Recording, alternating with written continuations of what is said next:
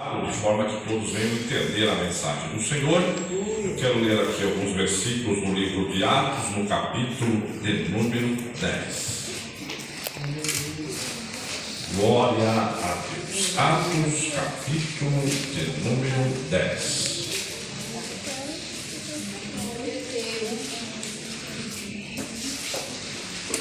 Glória a Jesus. Os irmãos estão ficando de pé, então pode levantar para acompanhar a leitura.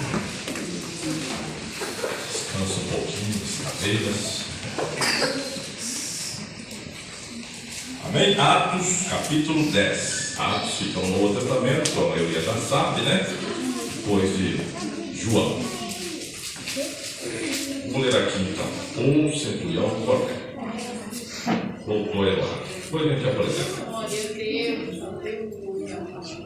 E havia em Cesareia um varão por nome Cornélio, centurião da corte chamada italiana, piedoso e temente a Deus, com toda a sua casa, o qual fazia muitas esmolas ao povo e de contínuo orava a Deus. Este, quase à hora nona do dia, viu claramente em uma visão um anjo de Deus que se dirigia para ele e dizia: Cornélio, o qual, fixando os olhos nele, e muito atemorizado, disse: Que é, Senhor? E disse-lhe: As tuas orações e as tuas esmolas têm subido para a memória diante de Deus. Agora, pois, envia homens a Jope e manda chamar a Simão, que tem por sobrenome Pedro. Este está com um certo Simão curtidor, que tem a sua casa junto do mar. Ele te dirá o que deves fazer. Amém. Vocês assentaram. Glória a Deus. Eu quero falar aqui em poucas palavras como ter um encontro com Deus vivo. Qual a importância desta mensagem? Porque a importância é que muitas pessoas conhecem a palavra de Deus. Um, dois, três. Glória a Deus, aleluia. Glória a Deus. Glória a Deus, aleluia.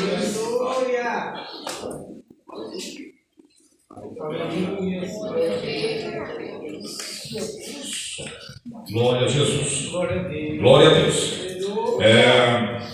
Então, queridos irmãos, muitas pessoas conhecem a palavra de Deus, mas não conhecem o Deus da palavra.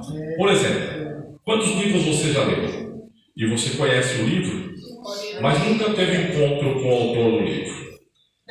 Então você realmente não pode dizer: eu conheço o autor do livro. Deus é o autor da palavra. Tem muitas pessoas que conhecem a palavra, mas não conhecem o autor da palavra.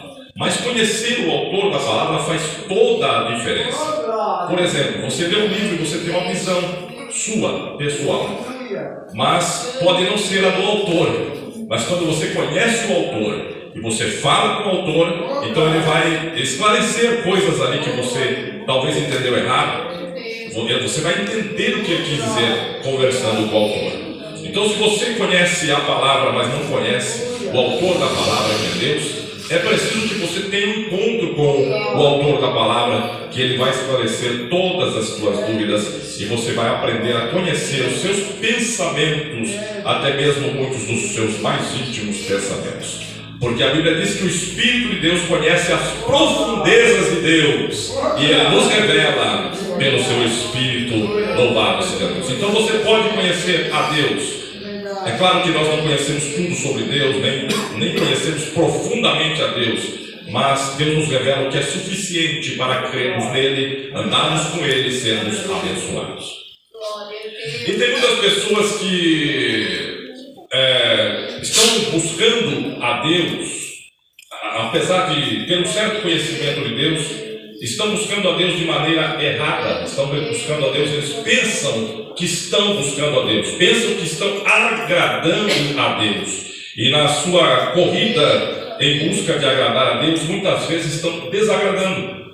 Então eu vou falar aqui de dois personagens. Um é Cornélio, o outro é Saulo, que posteriormente veio chamar-se Paulo. como Cornélio veio a ter um encontro com Deus vivo? Cornélio era um homem que desejava ter um encontro com Deus. O termo piedoso para Cornélio aqui quer dizer alguém que ama as coisas de Deus, alguém que busca agradar a Deus. Piedoso, além de ser uma pessoa misericordiosa, uma pessoa que sente compaixão de outras, é uma pessoa extremamente religiosa. Ele era um homem religioso que buscava agradar a Deus, e por isso mesmo ele dava esmolas e ele fazia contínuas orações a Deus. E a Bíblia diz ainda que ele era temente a Deus. Temente a Deus não é aquela pessoa que tem medo quando, por exemplo, pessoa tem medo do pai. O pai fala, ele já treme tudo. Desculpe, até urina nas calças às vezes, né? Mas a pessoa que tem temor do pai, ele tem respeito pelo pai. O temor é medo. O medo é uma coisa, o temor é respeito. É ter consideração. É o pai falar, ele se cala porque sabe que está falando a voz da autoridade e a voz da sabedoria, do conhecimento. Então ele se cala para ouvir o pai falar. É respeito. Agora aquele que treme todo e fica apavorado, isso é medo. Então ele era temente a Deus, ele tinha respeito por Deus e por suas coisas. Embora ele não conhecesse a Deus e não fosse salvo. Por quê? A Bíblia vai nos ensinar que boas obras, caridade, ser bom em nós mesmos não nos traz salvação, não nos traz a presença de Deus, não nos traz o conhecimento de Deus. É preciso achar o caminho certo para a salvação. E nós só temos um caminho, que é Jesus Cristo, o Filho de Deus. Eu creio que todos aqui já sabem disso. Jesus disse em João 14,6: eu sou o caminho, a verdade e a vida, e ninguém vem ao Pai a não ser por mim. O único caminho não é a religião, não é a igreja de Deus por Cristo, não é outras igrejas, outras religiões, mas o único caminho que traz salvação é Jesus Cristo, o Filho do Deus vivo. Aleluia, glória a Deus. Então, apesar dele ser temente a Deus com toda a sua casa, além disso, ele levava a sua casa a ter respeito por Deus, a buscar a Deus. Ele incentivava a sua família a buscar ao Senhor. Apesar de tudo isso, ele não era salvo. Apesar da sua religiosidade, de toda a sua bondade, ele não era salvo. Então, vai acontecer algo muito importante, uma das verdades que eu quero revelar aqui esta noite. A salvação, o encontro com Deus vivo, passa pela igreja. A igreja não é o caminho, mas ela leva você para o caminho. Então, não há salvação fora de Jesus. Mas Jesus usa a igreja. Ele disse aos seus discípulos: ide por todo o mundo, pregai o evangelho a toda a criatura. Quem crer e for batizado será salvo. Jesus, ele não salva as pessoas sem usar a igreja. De alguma forma ele vai usar a igreja, através de escritos, através da leitura, através de uma mensagem na internet, no rádio. Ele vai usar um ser humano. Isso vai ficar provado aqui. Quando Cornélio, ele era religioso, ele buscava ter um encontro com Deus vivo.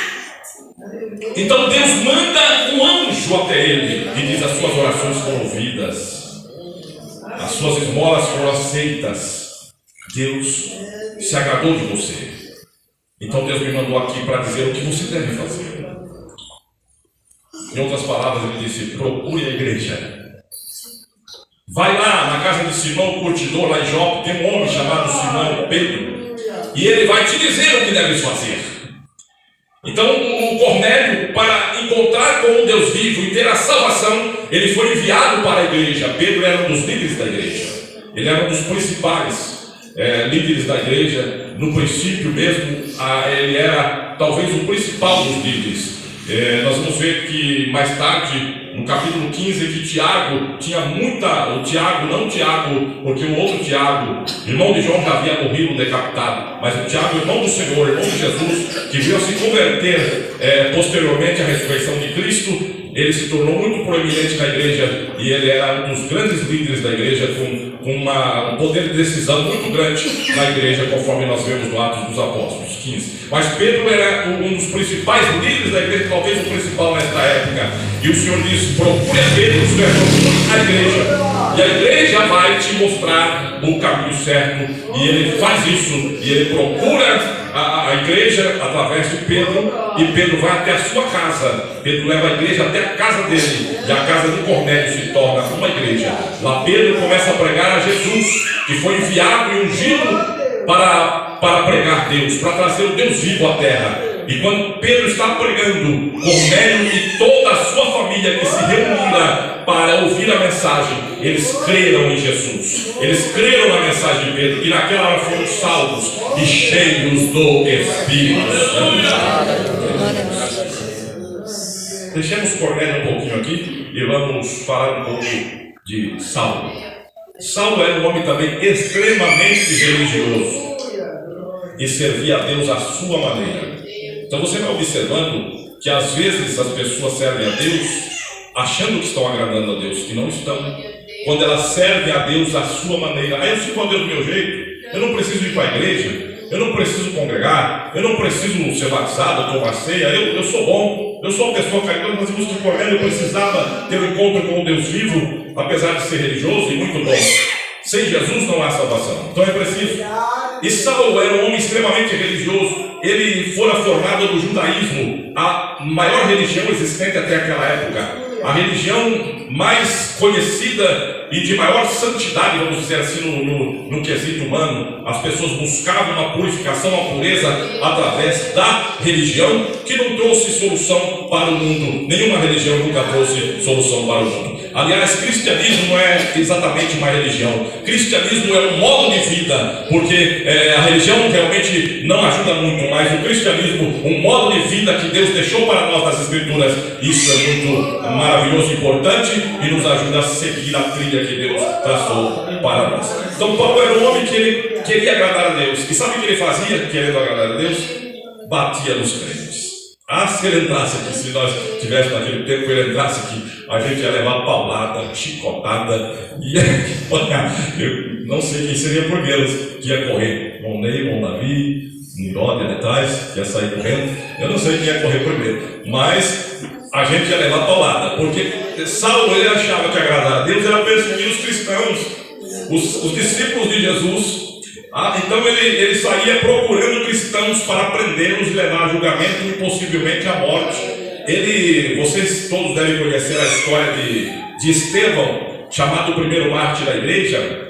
Jesus, na verdade, é o primeiro, né? Jesus morreu, o primeiro deu seu sangue. Aí depois de Jesus, o primeiro é Estevão. Estevão, muito homem, muito também piedoso, servo de Deus, cheio do Espírito Santo, conforme a Bíblia fala sobre ele. Ele foi apedrejado até a morte porque pregava Jesus, porque falava a verdade.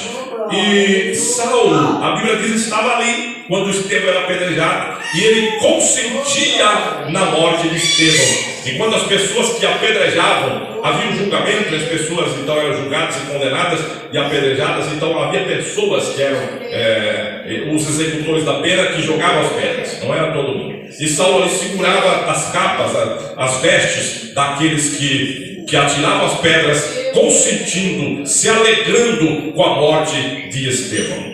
Quando Estevão morre, começa uma grande perseguição à igreja de Jesus Cristo. E Saulo, a Bíblia diz, respirando crueldade contra a igreja, ele vai e pede cartas dos principais, dos príncipes dos judeus, para que ele fosse a Damasco, onde já se havia informado que havia muitos cristãos na cidade de Damasco, na Síria. Então ele disse: eu vou para lá, vou prender essa crentaiada, vou dar uma surra nesses crentes, e depois nós traz aqui para eles serem julgados e mortos, se for o caso. E assim Saulo faz. Ele pega a sua carta, tem a autorização das autoridades, e ele vai. Mas no caminho, digamos assim, que ele procurava sem procurar. Ele procurava agradar a Deus, mas ele não conhecia Jesus. Então ele não conhecia o Deus vivo, porque Jesus disse: quem conhece a mim, conhece o Pai, e quem conhece o Pai, conhece a mim. Saulo só tinha ouvido falar de Jeová, do Deus de Israel, mas ele não conhecia nada sobre Jeová, o Filho, Jesus Cristo, o nosso Salvador. Então ele achava que aquela religião era um embuste, que aquele povo que seguia Jesus estava enganando o povo. Mas de repente ele está seguindo no seu caminho, ele vê uma grande luz do céu que clareia sobre ele, e ele fica cego, ele cai no chão, e ele ouve uma voz, e ele pergunta: quem é, Senhor? Quem és?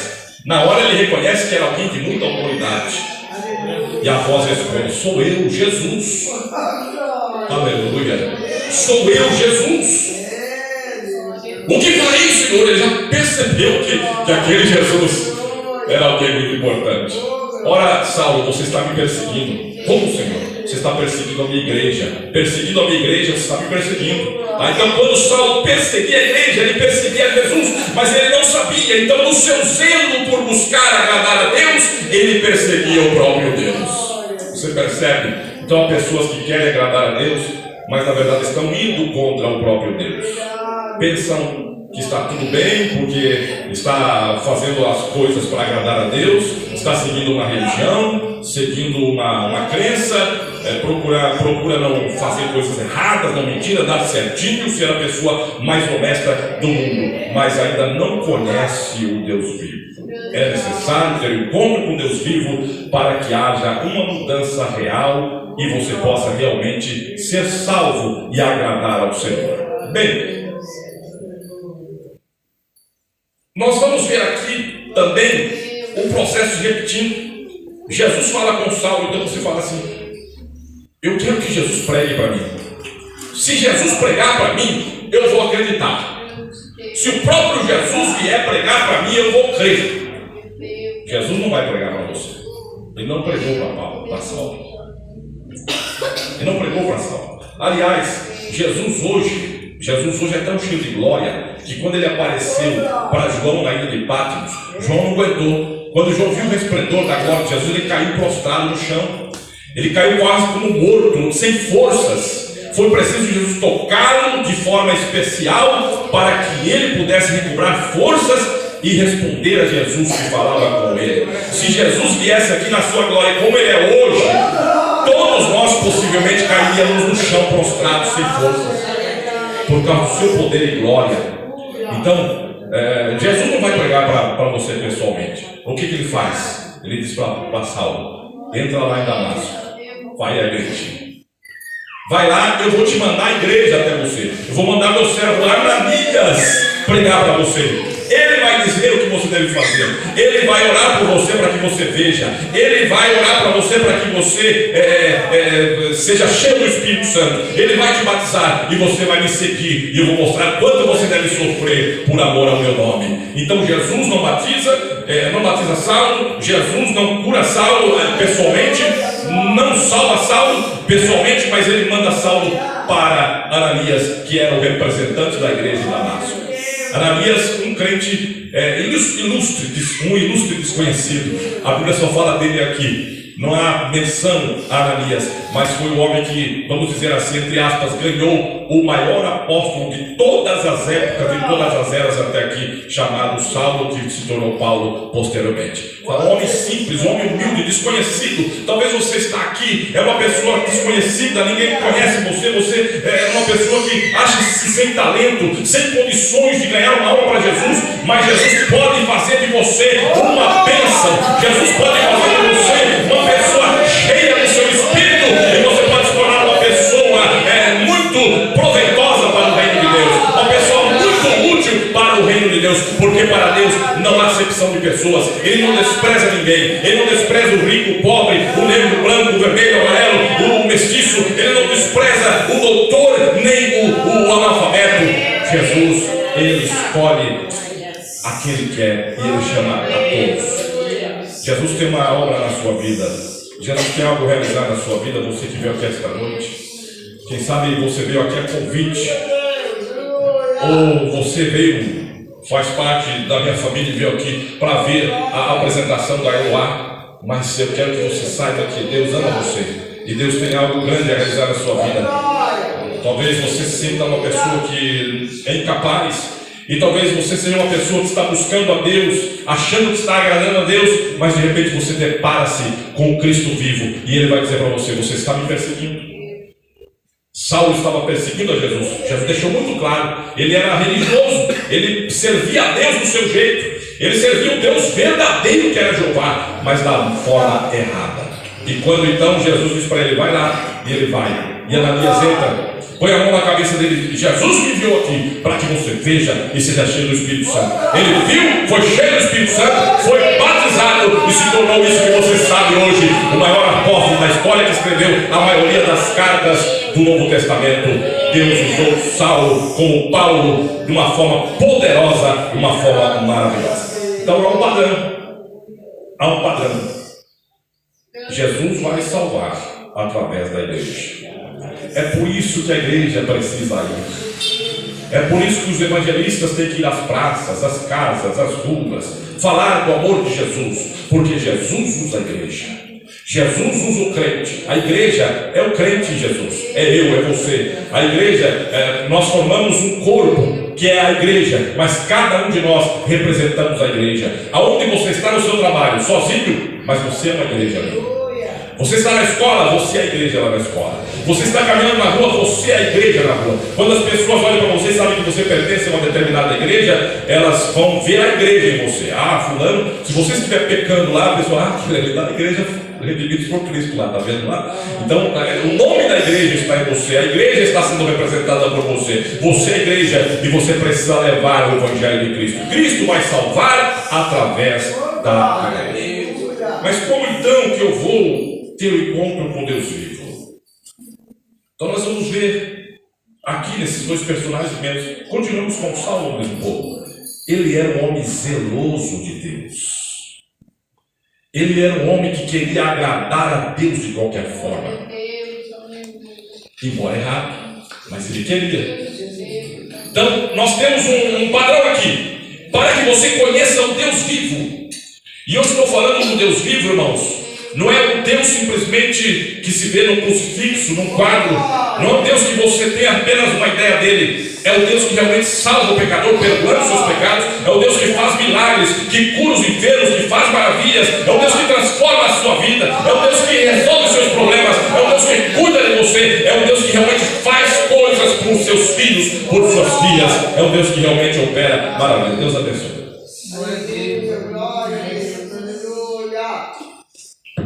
Primeira coisa, você tem que ter desejo de buscar, de conhecer. Embora você esteja errado, veja por exemplo Jacó. Jacó fez tanta coisa errada. Quando a gente olha para a Bíblia, como que Deus escolheu Jacó? Por que Deus escolheu Jacó e não Esaú?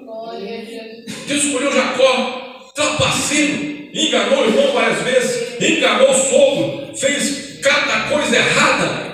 Mas Deus escolheu Jacó. Por que Deus escolheu Jacó? Porque Jacó tinha sede de agradar a Deus. Ele tinha vontade de conhecer a Deus. Ele tinha um desejo ardente de fazer a vontade de Deus que ele ouviu o seu avô falar, o seu pai falar. E ele queria de qualquer jeito, de qualquer maneira. Então ele fazia cada atrapalhada achando que ia agradar a Deus. E Deus viu o desejo. O Senhor disse para Samuel sobre Davi: eu conheço o coração, eu conheço o íntimo. E Deus conhece você.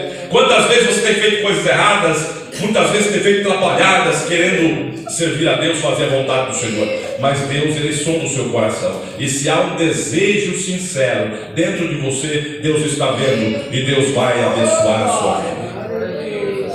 Este é um princípio muito importante para você ter um encontro com Deus vivo. Desejar a Deus. Como o salmista diz no Salmo 42: a minha alma tem sede de ti, ó Deus.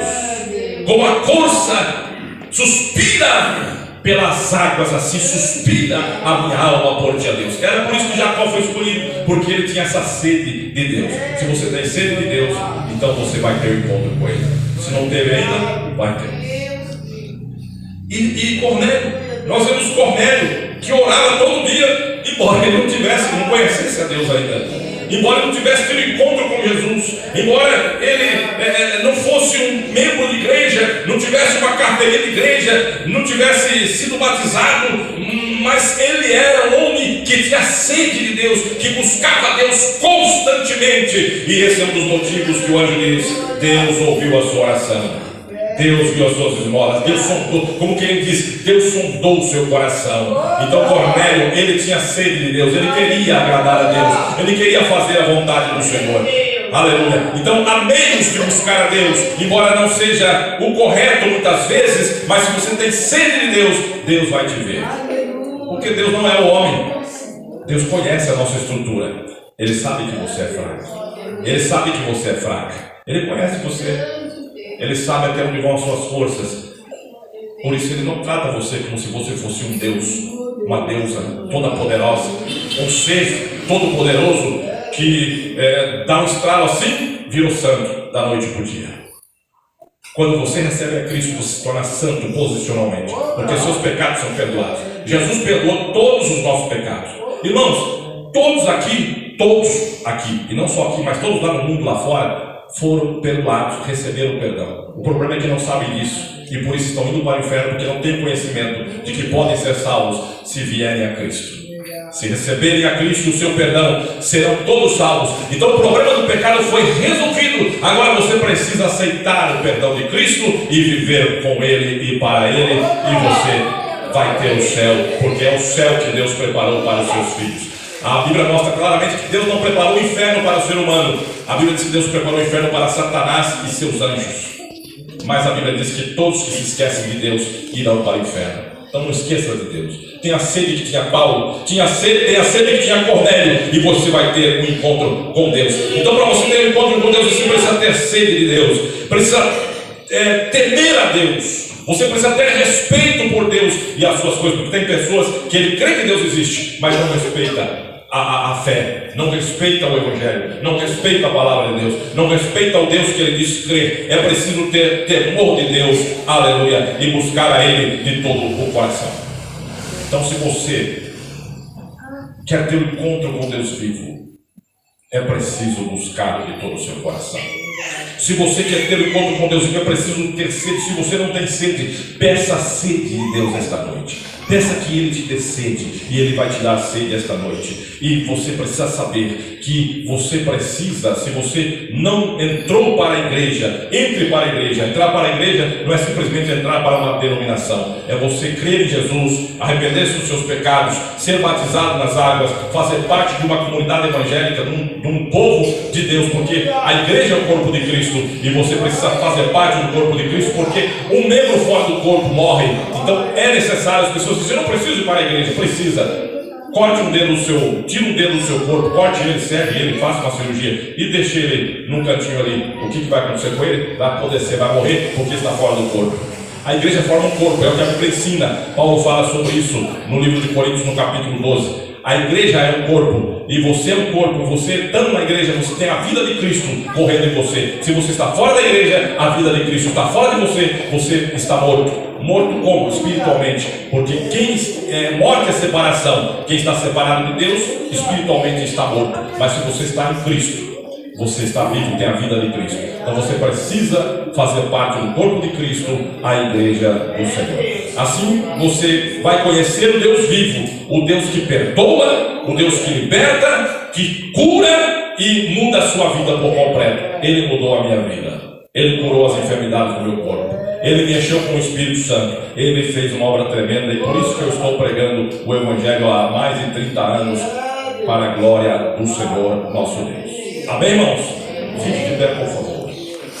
Nós vamos